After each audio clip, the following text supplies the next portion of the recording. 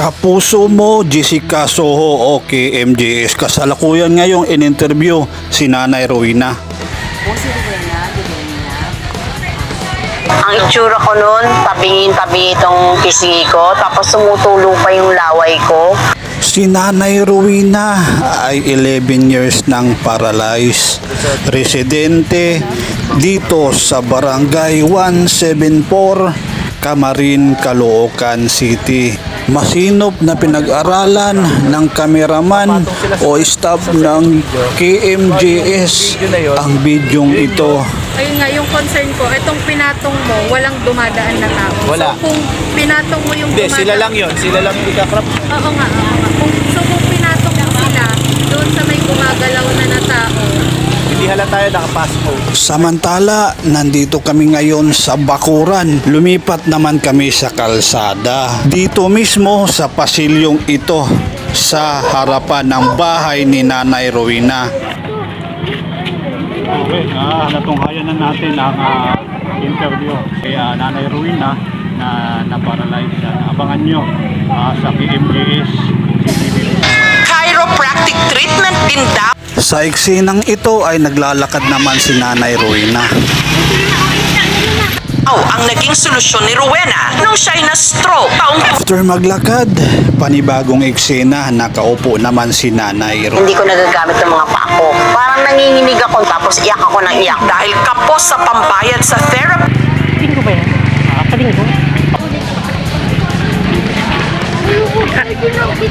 Sa eksenang ito ay nagpo-focus ang team ng KMJS kay Nanay Rowena. Hindi ko nagagamit ng mga pako. Parang nanginginig ako tapos iyak ako ng iyak dahil kapos sa pambayad sa therapist. Isasalang ako maya-maya sa eksena. At ang sabi ng staff ng KMJS ay ipagpatuloy ko lang daw ang pag-therapy ko kay Nanay Rowena. Ito, inaayos na ang ilaw para iilawan kami mamaya-maya. Ang siste ay naglalakad ako papunta kay Nanay.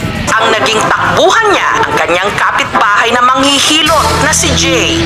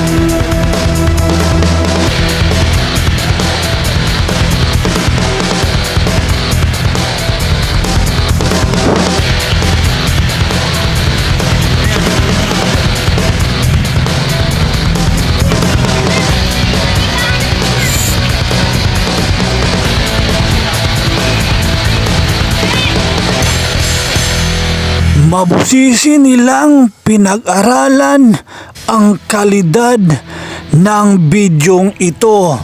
Mga eksena, bawat galaw, bawat pitik ng kamera. Hinihimay-himay ang mga eksena. Ito, inumpisahan na nila ang sit-up, dinala ang ilaw, lahat na gamit, pati maleta para sa anggulong ito.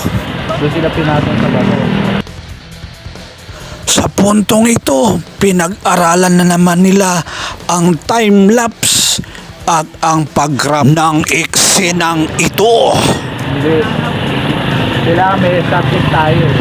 Sa upuan pa rin. Paano nabuburahin yung upuan? Ayun nga. Tsaka kung dumaan ka sa likod yan mamaya, pag clean-up mo yan, ano lang dumaan? Pag clean-up mo yan, makikita na look. Ano may nangyari doon? Pumulusok siya magkabilang ulo.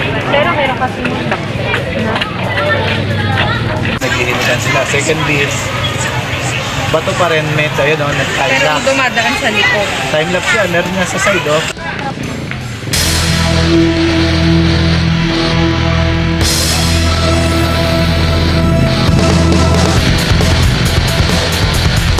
Maya-maya lang ay isushoot na namin ang pinaka-last segment.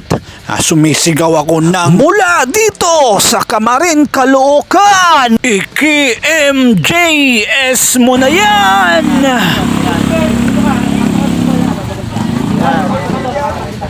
Okay, ready? Mula dito sa Kamarin, Caloocan! MJS na yan! Wait lang. Rolling. 1, 2, go. Mula dito sa Kamarin, Caloocan! Iki-MJS na yan! Chiropractic treatment din daw ang naging solusyon ni Rowena nung siya'y na-stroke taong 2011. Ang itsura ko noon, tabingin-tabi itong pisngi ko, tapos sumutulo pa yung laway ko. Hindi ko nagagamit ng mga paa ko. Parang nanginginig ako, tapos iyak ako ng iyak. Dahil kapos sa pambayad sa therapist, ang naging takbuhan niya ang kanyang kapitbahay na manghihilot na si Jay. In one, pinagsama-sama ko na yan, ang Cairo, bone sitting, Thai massage, Thai stretching, Swedish, at ang hilot. Nagturo sa akin ay isang Chinese master. Nag-aaral ako sa TESDA na massage para madagdagan yung kaalaman ko. Mula dito sa Kamarin, Caloocan! MJS na